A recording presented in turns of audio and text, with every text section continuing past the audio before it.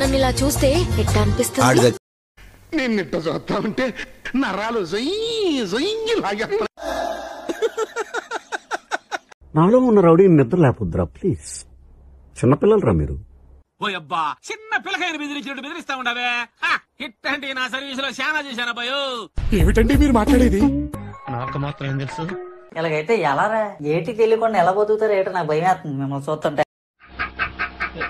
నాకు నా మీద నాకే కొంచెం సిగ్గేసింది. అదేంటి ఈ వయసులో మనకు ఆ మాత్రం మెచ్యూరిటీ కూడా లేదు.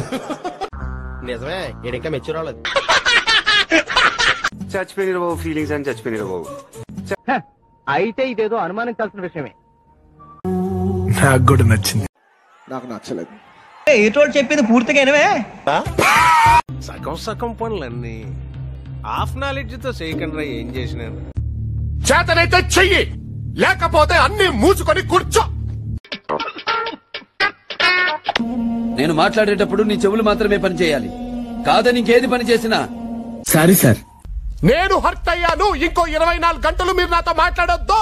ఎవడు బెదిరిస్తున్నావు?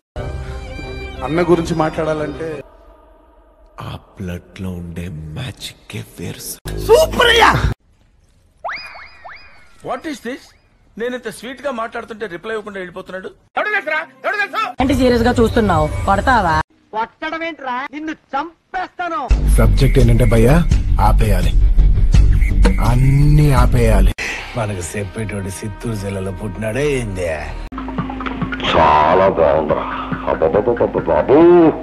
ఇలాంటి ఎంటర్టైనింగ్ ధమాకాలు ఇంకా చూడాలనుకుంటే like, share and subscribe to